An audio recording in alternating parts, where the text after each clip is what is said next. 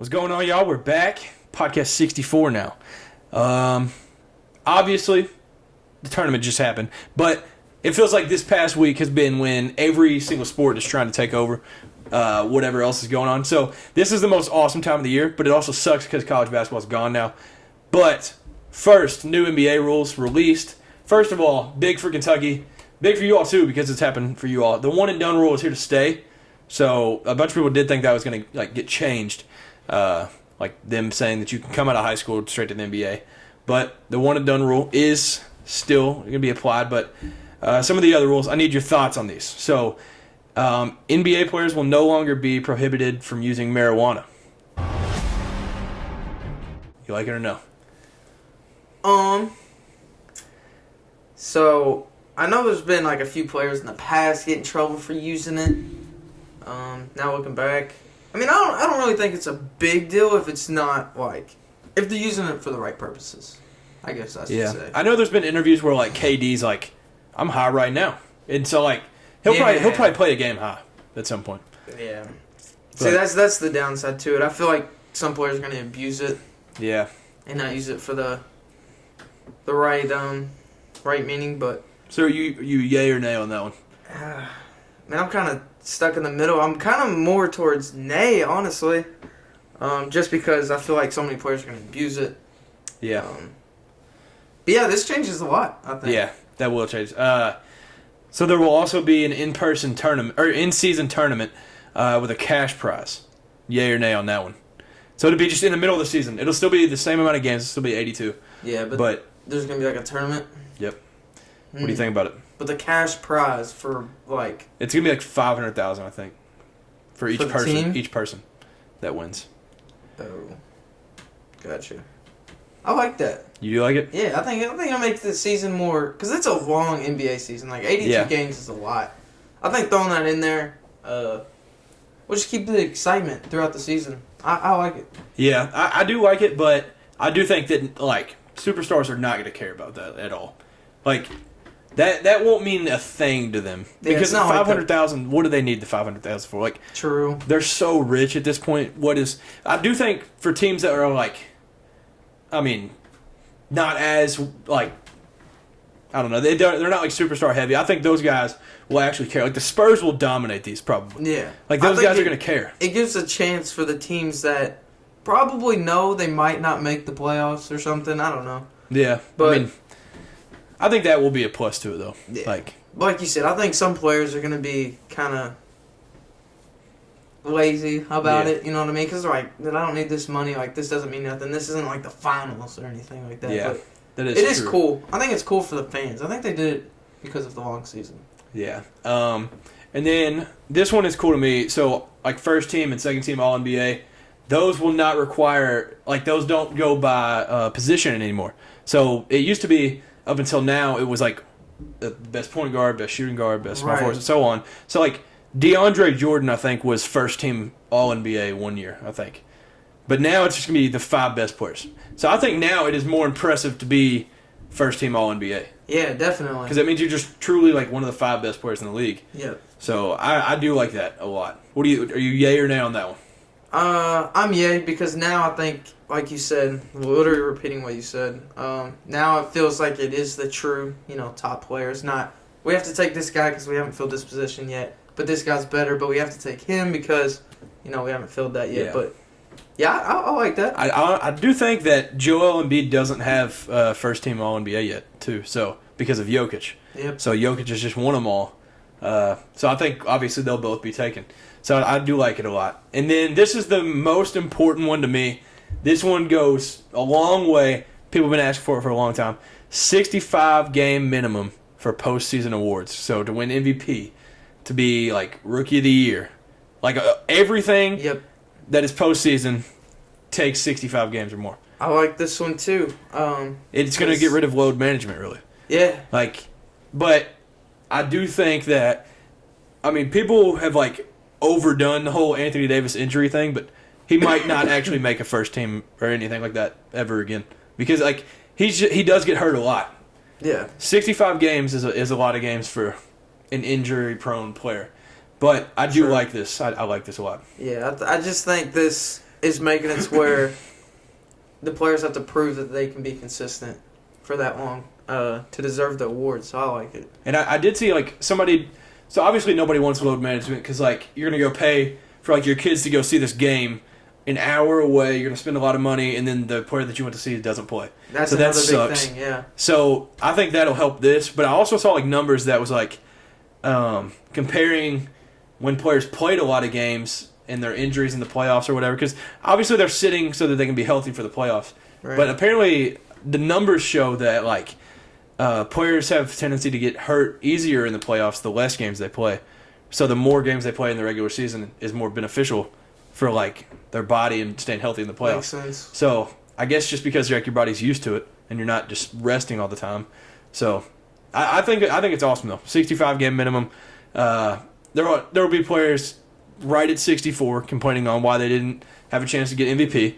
I'm sure. And yeah. But you do have to draw the line somewhere. So I mean I like it a lot though. Yeah, me too. So baseball, it's back, man. Now, what was opening day last? Opening day was Sunday or Monday? Or Thursday, right? Because you were thinking about going last Thursday. It was last Thursday. You're right. Yeah. Yeah, opening day last Thursday. Good thing you didn't go. Good thing I didn't go. I'm a Reds fan. If you didn't know, yeah, opening day we played the Pirates. Not the best team and not the best outcome on opening day. It was an awesome experience though. If y'all haven't seen how Cincinnati does opening day, oh yeah, very cool. it's insane. Yeah, so we're still at Joey Votto. Doing a lot of trades. There's been a lot of movement for the Reds the past like 3-4 seasons now. But yeah, we bounced back after opening day, and now we're 3-1. We ended up winning the series against the Pirates, Leading the NL Central. Yeah, It's crazy. and beat the Cubs first game. We're playing the Cubs tonight. What is today? Tuesday, the 4th. Yeah, Tuesday the 4th. We're down. The last time I checked, 6-3 in the top 7 or bottom 7. Don't remember. Or it'd be top 7 because we're at home. But yeah, so don't know if we're gonna be 3-2 or 4-1, but off to a good start. Yeah, I mean that's awesome for the Reds. The road to like 160-2, as long as we come back, or as long as we win the next game of the series, it's still on the table. So Yeah. definitely getting first in the NL Central and the World Series favorites. Yeah, That's what I'm thinking. That's what I'm thinking. So and going on with the baseball theme, obviously a few weeks ago y'all heard me talking about Kentucky baseball, and I was like, hey, we're not last. We're 13th in the SEC. And I was like, eat it, Mississippi State. We're not the worst. Turns out we're actually doing very well and we're one of the best. Because I think Cats we're are playing nice. I think we're 5th in the SEC right now. Yeah. We're off to the best start in program history. So right now we're sitting at 25-3 overall. What y'all doing in the off season? What's going on? Transfer portal. We had Yeah. I think we had the number 2 or number 3 Transfer portal like class. So 8-1 in conference and ranked 10th right now. It's insane. I'm going to a game ASAP. KPP, like our ballpark is awesome. I've heard our coach talk about it. He's like, this is like the weirdest baseball stadium ever because you're like, oh, fly out to right field and then it goes over the fence. Mm-hmm. So then you're walking back to the dugout hurt and then you start running around the bases because you hit a home run. He's like, this is just awesome. And he was saying, comparing it to football, like most, like everybody knows football field, 100 yards, nothing changes. But in baseball, everything's different. Every stadium. So True. He was just saying KPP, it's like a home field advantage a little bit because like opponents are like weirded out by just the difference out of that stadium. So I mean, newly renovated a couple years back too. So I was gonna say y'all have turf now too, right? Yep. Y'all have like the dark dirt. Yeah, turf the very dark brown turf. Yeah. I like it. I do like it. But yeah, I'm hyped. The Bat Cats are rolling. The Bat Cats. Yeah. That's funny. So Tennessee baseball, we not to the best start to the season. 21-8. 21-8 now. Yeah, we just recently lost the series to LSU. We did end up winning the last game of the series though, pretty big, 14-7. The bats really started to roll. Yeah, 14's a good amount of runs. Yeah. I think we just got used to last year and how good, and I think we took. Y'all were 33-1, weren't you, to start the year? Yeah, That's nuts. I think we didn't realize how good we had it last year and what kind of team we had. It's still a great team this year, but it hasn't been the best start. But we're trying to pick it up. We played Florida this Thursday, so that'll be interesting. Florida's ranked like 3rd, I believe, now. They're like 20. Yeah, it's something crazy. I think they've only lost like 5 games. But that would be nice if we could win that series, take that series. Like, with your record, though, y'all did start out with tough teams. Yeah. Like, y'all started out, was it a series or just one game with Arizona? I don't remember what it, but y'all have played tough teams outside of the conference. So, you can't expect, obviously, like, to be number 1 at this point, unless you're just having, like, an insane year. So, I mean, I think as you get into SEC play, y'all start getting rolling again. I hope so, though. The SEC's tough. SEC There's is like good. 5 SEC teams in the top 10, I'm pretty sure. Yeah, well, it's actually 7 SEC teams in the top 11. Okay, so y'all are ranked there 11th right now. I don't know if I can even name them all. Like, Vandy's in it. Florida. LSU, Florida, us 2. Man, this is bad. Alabama, they're in it. They're in, like, the top. I think they're, like, 8th. Might be Arkansas. That might be the other one. Arkansas or Ole Miss. Yeah, I don't know. I know Mississippi State's bad for no reason. Like, it don't even make sense. But, SEC baseball, insane. So, the women's Final Four, we haven't talked about it a ton. I ain't gonna lie, I made a women's bracket, but I didn't really pay attention to it.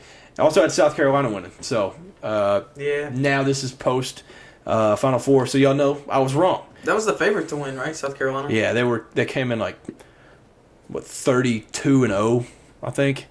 But yeah, so LSU versus Virginia Tech was the first Final Four game. Virginia Tech had a lead 59-50 after the third, and then LSU just killed them in the fourth. They outscored them 29-13 in the fourth. So it was just dominance. But Virginia Tech had a historic year. They had their first ACC tournament title, the first number 1 seed ever, first Final Four appearance ever, and most wins in program history in a season, so 31. And what's his name? Kenny Brooks, the head coach. So, I think they're getting things rolling, though. And then Iowa versus South Carolina. Obviously, the 2 like biggest names in college basketball, probably Aaliyah Boston, Caitlin Clark. Hooper. Iowa won. I was not expecting that at all. I watched the end of this, and it just felt like South Carolina found no way to score. Yeah, they were struggling. So, but yeah, Aaliyah Boston has officially announced that she will be leaving and going to the draft, but her career is like one of the best ever. So, 4-time SEC Defensive Player of the Year, 2-time SEC Player of the Year, 3-time First Team All-American, Wooden Award winner, and a national champ from last season. So, yeah, it was insane. Tough. But Caitlin Clark and the Hawkeyes ended a 42-game winning streak. They got it done. They did the unexpected. Yeah, nobody expected this. They were like, Caitlin Clark, she's going to wear out eventually. She had like a 30 ball in this one, too. Yeah. But yeah, South Carolina finished 36-1. They were SEC regular season and tournament champs, and they've had 3 straight Final Four appearances. So, Don Staley. A dominant program over the past, 3-4 years. Yeah, they're taking over like UConn. It would be insane to even get near what UConn is, or like what they were, but they're dominant. For sure.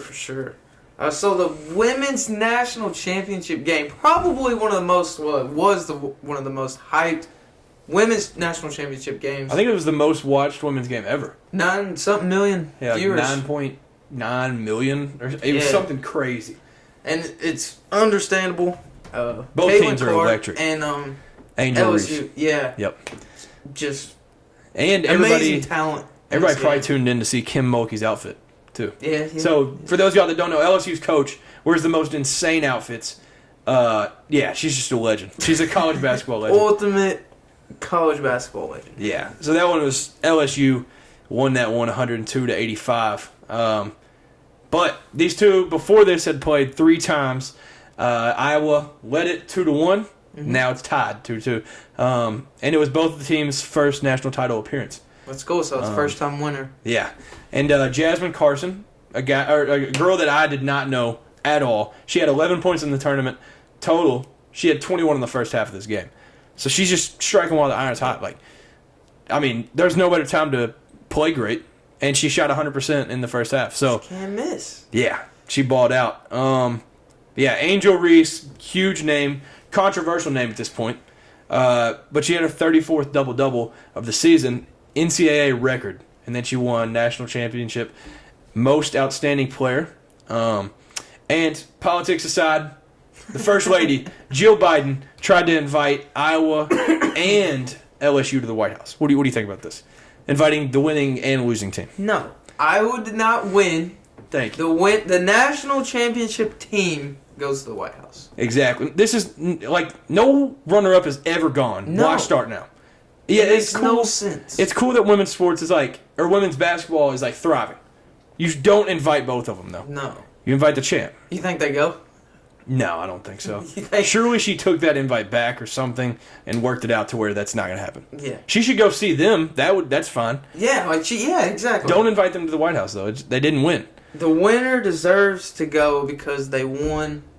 No reason. That'd just be awkward too. Yeah. Like both teams there. It's just awkward. Yeah. Angel Reese actually commented on that and said, "Laughing emoji, a joke." So Understandable. yeah, we have her opinion on agree. it. But yeah, so we haven't talked about it, but I sent it to you.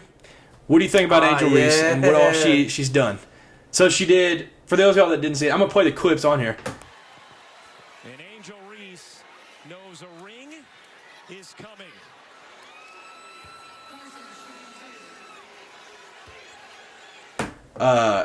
She did the whole Joe Burrow ring the finger, ring. and she also mocked Caitlin Clark when she said, "You can't see me."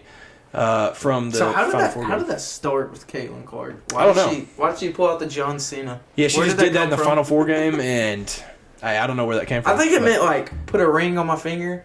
I think. Well, because Caitlin Clark, she did it in the Final Four though, Oh.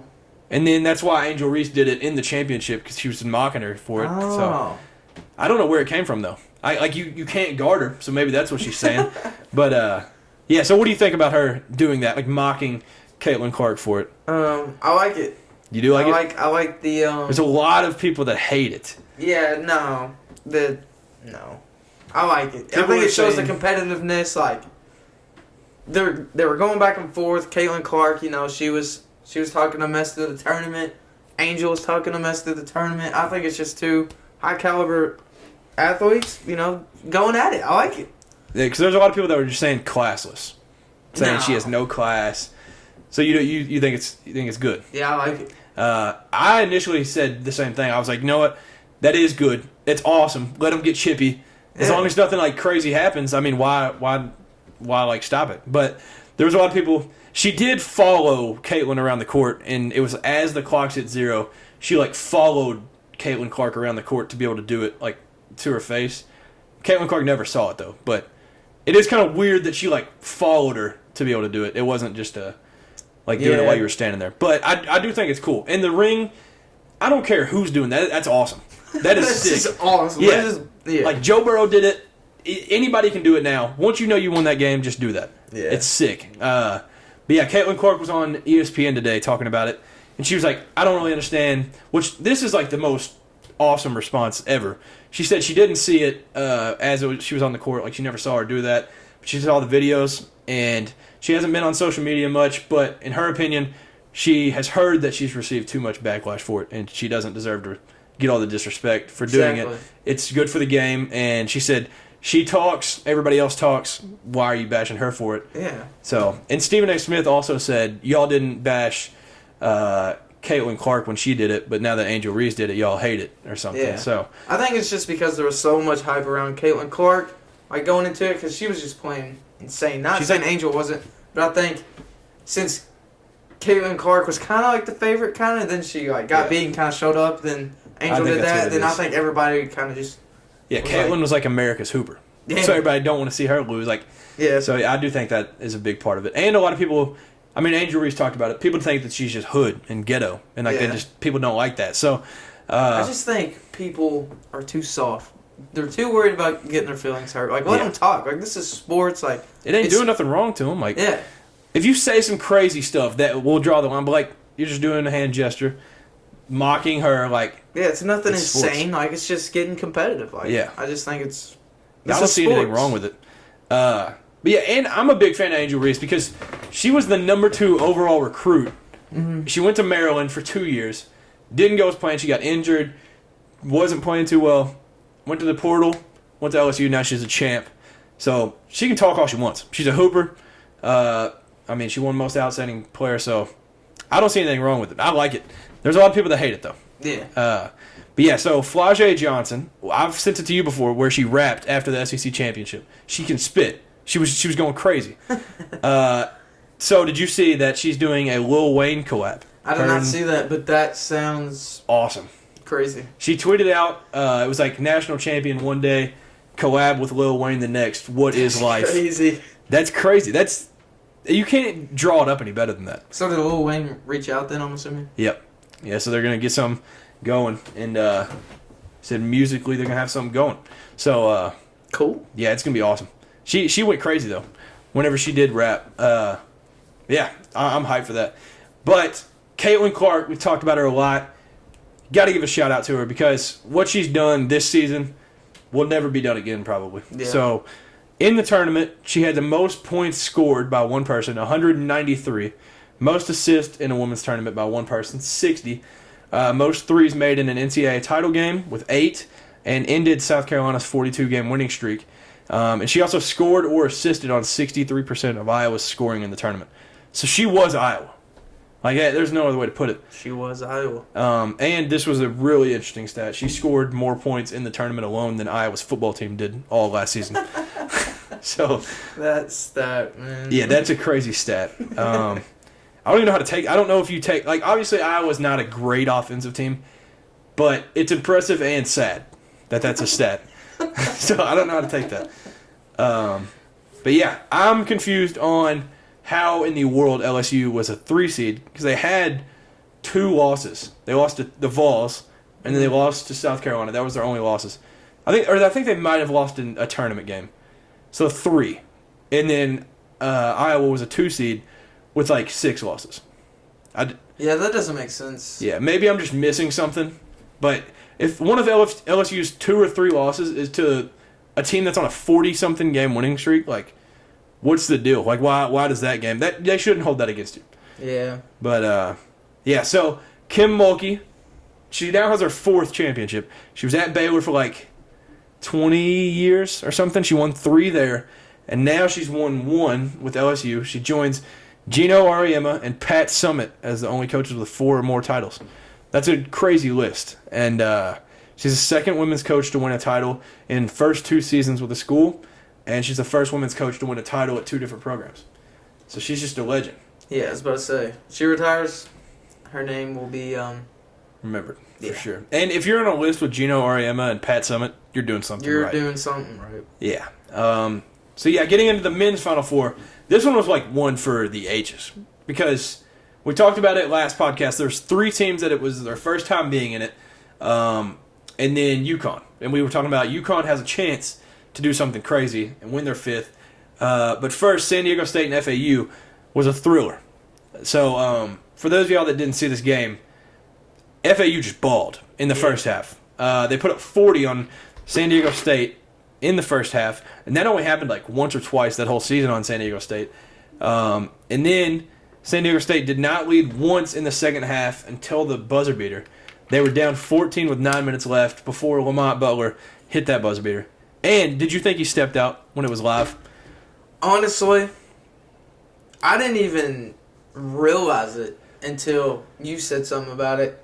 I didn't realize how close he was. Yeah, that was really close. Because the angle behind him, his like foot turns, so you can't technically see if he's on the line or not. Yeah. But obviously they have the angle now. He wasn't out, but it was I very didn't close. think he was going to get the shot off. Like, when I was watching, I was like, dang, like, he stopped and kind of turned around at the baseline, and I was like, what is he doing? Yeah, it seemed like he didn't have any idea what the time was. So, last possession, no timeout, and a deep 2 for the win, which is just the most insane shot thing to do. And Brian Dutcher said that he ran out of plays, which is like awesome.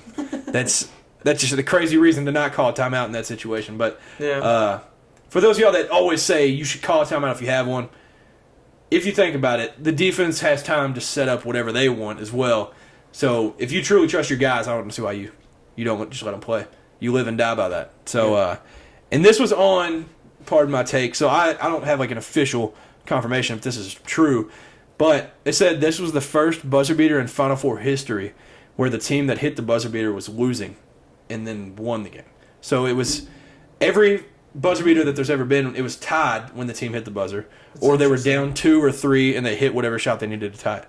So this is the first time they've ever been down and then won from the buzzer beater. That's insane. That doesn't sound right, but that is crazy. yeah, that's a wild buzzer beater at that point. So FAU had an unforgettable season though. They'll probably return all their guys because they can, but they went 35-4 overall. Went to the tournament for the second time ever and got not only their first tournament win ever, but their first 4. So they went to the Final Four. That's what insane. a way to do it for going to the tournament for the first time. Who wants to just win 1 and then get out? Like, why not just go to the Final Four? Yeah. So yeah, Miami and UConn.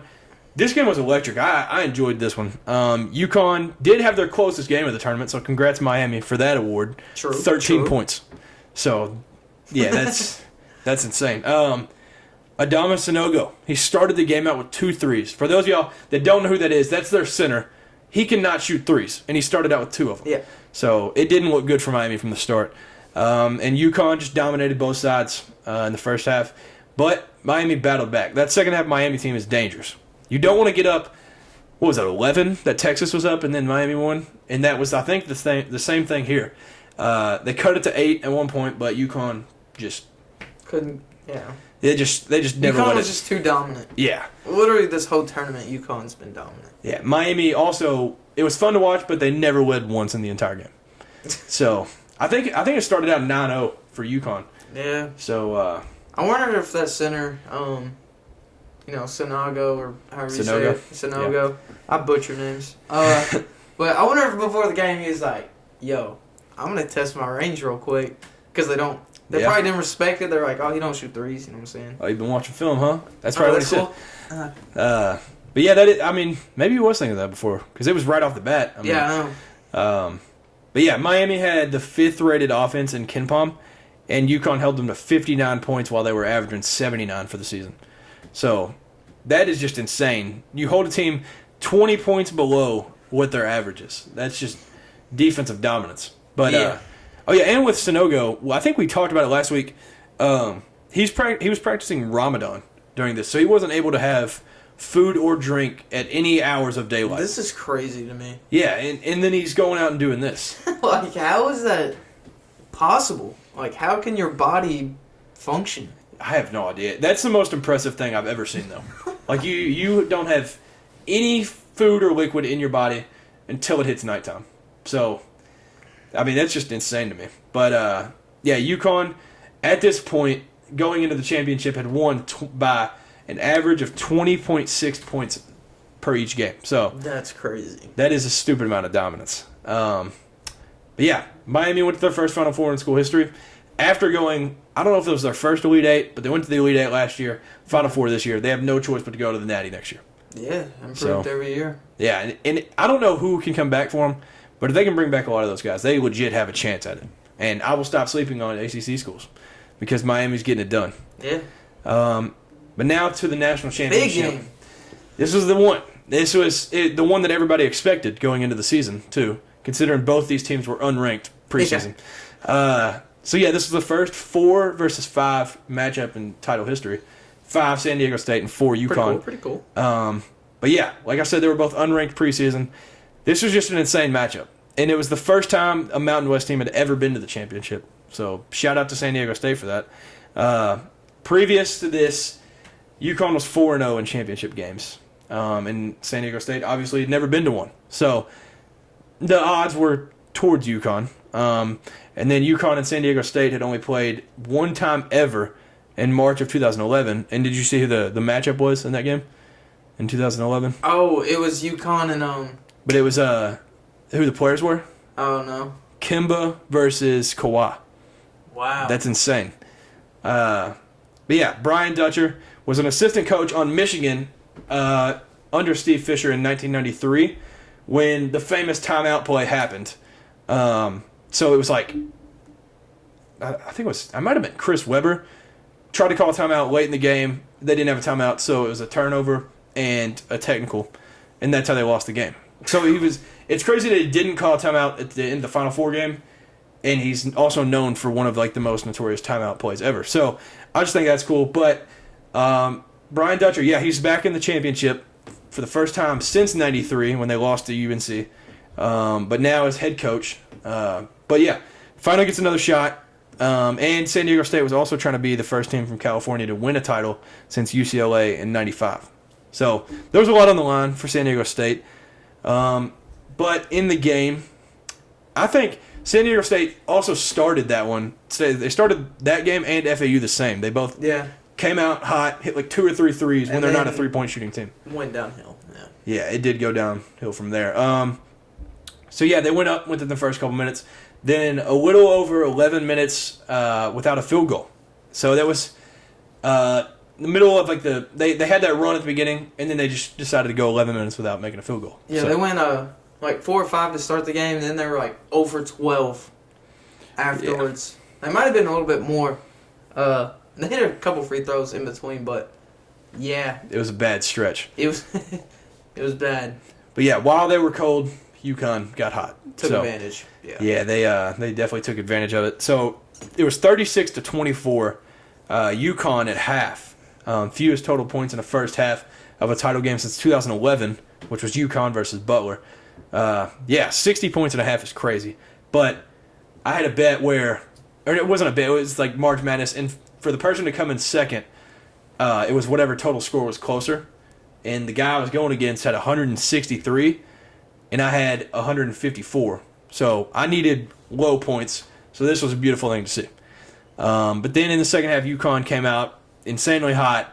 But San Diego State, just like every other game of the tournament, they go on a 9-0 run with 9 minutes left, and they cut it to 6 points. So that was impressive. That was the first team to cut it. They might do it. Yeah, I actually thought they would. Then they just kept trying and trying, and they just couldn't hit enough free throws late, and then UConn just had an answer every time.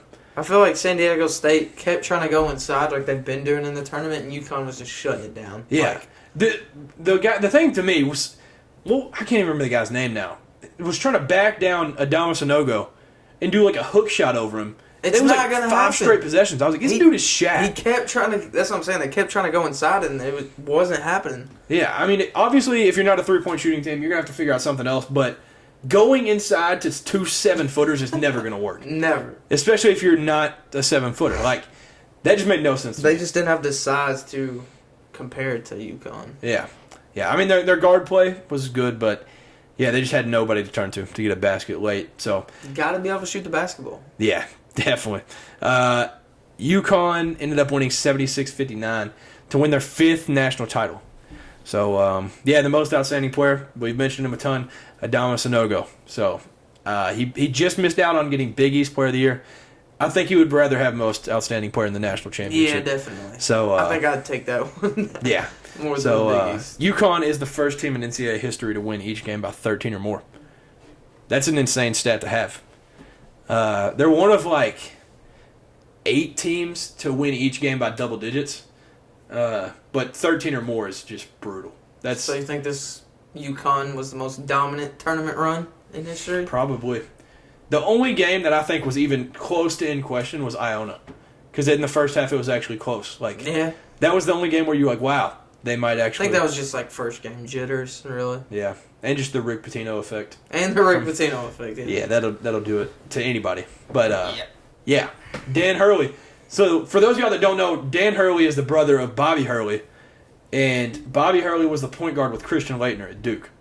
And Bobby Hurley has the all-time assist record in college and a career. He also played well in the NBA, despite the car accident he had. But his whole life, Dan Hurley has been in the background of the family. His dad was a great coach. Brother was a great player. So, now it's his time, and he's stepping forward, and now he's got a ring. I just think it's awesome. It's like a great underdog story. Here's an underdog of his own family. So, it's awesome. Dan Hurley's just a legend. But, historic season also for San Diego State. Longest tourney run in school history and first ever Final Four. Longest tourney run in conference history. Beat the number 1 overall seed Alabama and first California team to make the title game in 17 years. I think that's huge. Yeah. For your program and confidence as a whole. Yeah, no doubt. You'll get a lot of recruits, too. Yeah. Just from making this run. Dutcher's a good coach, and I think they'll get some guys returning. So, maybe that's a team to look out for going forward. But as sad as this is, Jim Nantz has now completed his last Final Four ever. Wow. We will miss him. An absolute legend. Legendary voice. It's. I think Very it would sad. be insane to say anybody's favorite call other than the Villanova shot would be their favorite Jim Nantz call. Yeah, for sure. That's just iconic. But yeah, for those of y'all that didn't see his sign-off, obviously he's known for being the guy, like, at the beginning of every game, he says, "Hello, friends," and then his sign-off was like, "To the viewers, to my family, to my friends, thank you for being my friend." And that will make a grown man cry. Thank you, Jim Nantz, for Yeah. giving us the voice, of college basketball, really. But, For a very long time. Yeah. Our whole life, that's been the guy that we've heard for national championships. I mean, yeah, that's just incredible. Like, what a career for the Final Four. He also got a standing ovation, so yeah, I think that was cool. But he's still going to do the Masters, and he's still going to do NFL, that's but good. he's now hung it up from college basketball. So it's Definitely sad. going to be different. Yeah. Definitely going to be different. Bill Raftery, we still got him, though. Hey. Onions. Yeah. So, yeah, once again, we talked about it last week. Where does UConn rank all time after getting number 5? Now they're 5-0 in the championship. So, Ooh. Wow. undefeated once they get there. I bet that feels good to say. Yeah. So, before we say our immediate, like, who our top schools are, UConn, in this past 25-year stretch that everybody keeps talking about, 5 national championships, 5 titles with 3 different coaches, 6 Final Fours, 9 Elite Eights, 10 Sweet 16s. But also 8 missed tournaments and 7 first weekend exits.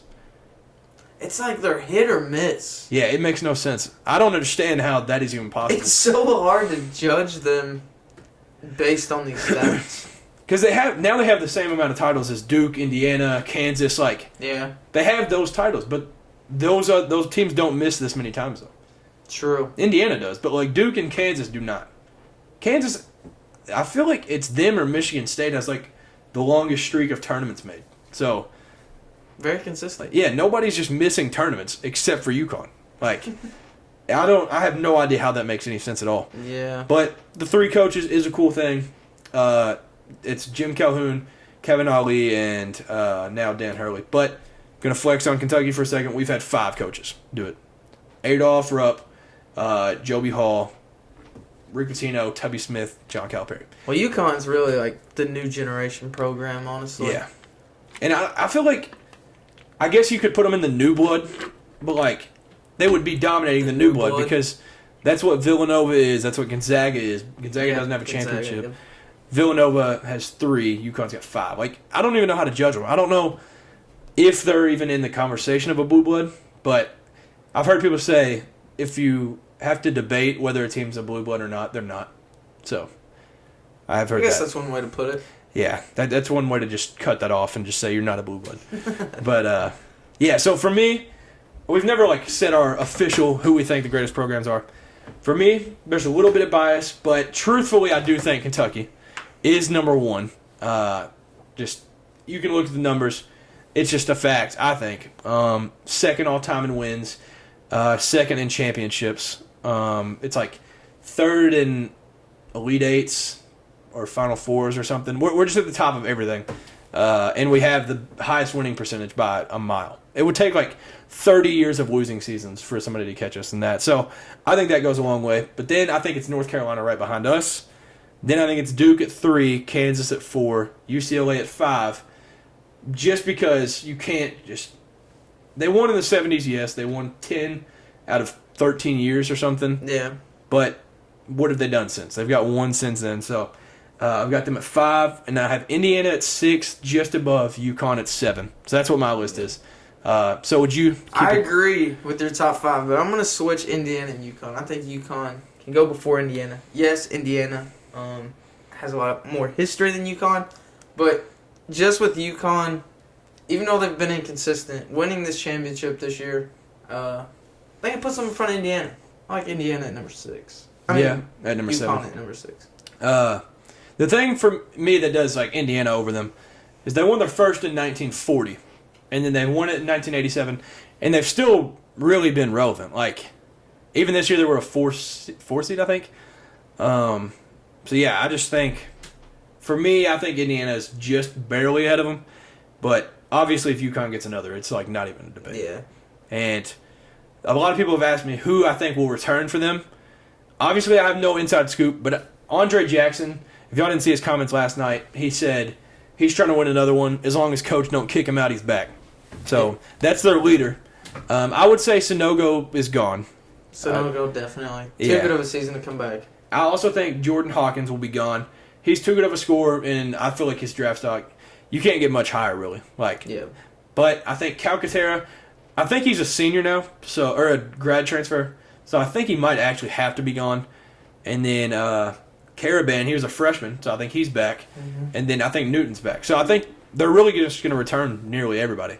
And they did the way too early top 25, and they were number 1. So I think that's saying something, yeah. And it also had Marquette at 2, which I thought was very, very interesting. How? I mean, they won the Big East, but they were a second-round exit. So. Yeah, I was about to say, they didn't perform. Yeah, I guess that's assuming that Tyler Kolek is back, which was the Big East Player of the Year. That would help. That if getting the Big East Player of the Year. Yeah, that would help. But okay, I don't know. I still feel like that's very high expectations for a second-round exit. But they're very good in the regular season, so it's just a Shaka Smart curse that you can't win in March. Yep, sounds like Rick Barnes in the Sweet 16.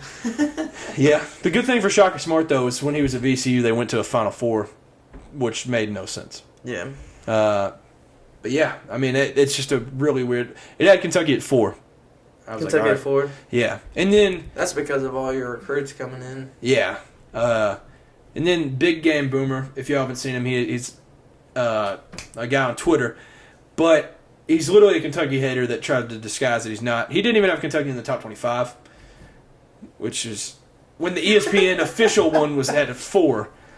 You just don't put us in the top 25. Okay, all right, man. But he's notorious for just being a Kentucky hater. So yeah, I mean, it's whatever. But yeah, I did see Jack Pilgrim, which is with KSR. He went through the guys that'll probably come back for Kentucky and leave. He said Oscar, it's like 95% he's going to the draft, and then like 4% that he's going to transfer. So he might transfer somewhere else. So I don't think just coming back to Kentucky is an option. Very it's either slim. Transfer or to the draft. Yeah. That makes me think he's going to the draft. He did say that if Cal was to be like, or if Oscar was begging to come back, Cal's not going to say no. Like, you can't say no to him. So, yeah. If he wants to, I think he will, but people around him want him to transfer or go to the draft. And then Ugonna Nyenso. Not a lot of people know who he is because he was a reclassified guy. So he came in early, played a little bit this year. We were looking forward to him next year. He's a 7'1" rim protector. Mm-hmm. But right after the final game, he said like he's going to come back and accomplish what these guys couldn't. But now Jack Pilgrim said there's a 99.9% chance he transfers. So I don't know how to look at that one. So we'll probably have to get another center in the portal and then run through the other names. Obviously, Severe's transferring. Kaysen entered the draft. Jacob Toppin entered the draft. Antonio Reeves entered the draft, but it's testing waters, so he'll probably return. And that's what everybody believes. And then Chris Livingston, he's like, a bunch of people say he's like 49% draft, and then 50% transfer, and then the 1% return to Kentucky. So it's looking like we might just lose everybody. Like we might just lose the whole team. Either transfer or draft. Yeah. So we definitely need to get Reeves back. And then for those of y'all that pay attention to the transfer portal, Dalton Knecht is like one of the best like players in the portal from Northern Colorado. We've been in talk with him. So he averaged like 20 points per game and 7 or 8 rebounds per game last year. So I think it'd be huge. You've got to get a guy like that because obviously we'll probably end up starting all freshmen, but outside of that, you've got to have depth to do anything in March.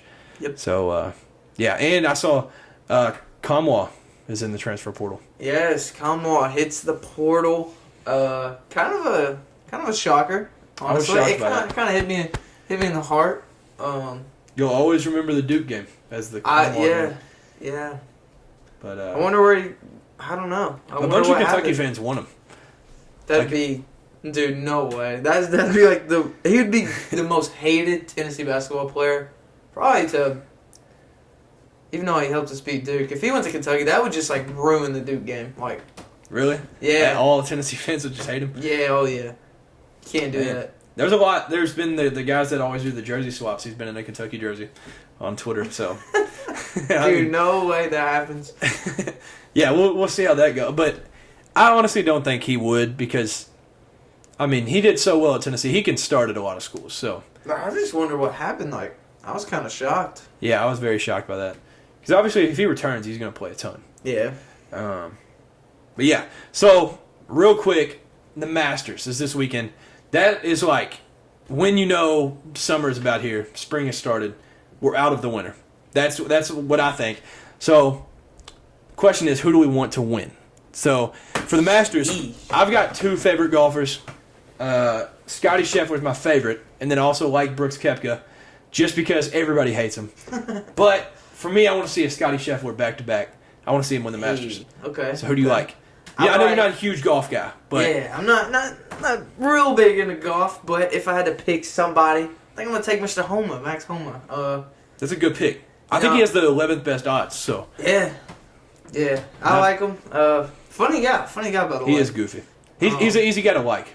Yeah. I think kind of a not like a real big underdog, but kind of an underdog. I kind of like that. Yeah, and he's got all like the weird stats in his favor. Like he's won the most tournaments in like the last 25 months, 26 months, whatever.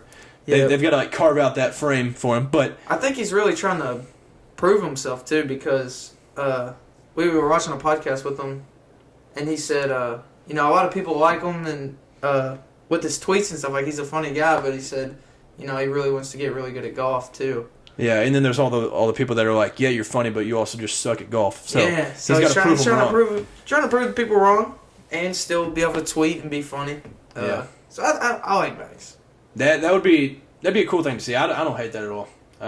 Honestly, I don't think I would hate to see anybody. We also always will pull for Tiger Woods and Justin Thomas because Justin Thomas, the hometown kid, hometown hero, and then Tiger. Nobody's ever hated Tiger. So those would also be fun. But I'm hyped for it. Yeah. The Masters will be awesome. But yeah, I would like to see Scheffler and you'd like to see Homa. So yeah, I mean, I think this is like one of the most important weekends of the year in sports because of March Madness ending the weekend before, and then you transition into this. And then baseball obviously just started. NBA is winding down, about to start the playoffs. So I'm excited for it, though. But yeah, you got any last things to say? I just checked my phone. The Reds lost 12-5, so they're in 2. But man. Hey, 159-3 is on the table. Maybe we'll 2 series wins to start the season. That would be nice. Don't call it a World Series favorite. That's all I'm saying. But yeah, that's it from me. You got any? That's it for me. Man, 12-5. That's brutal.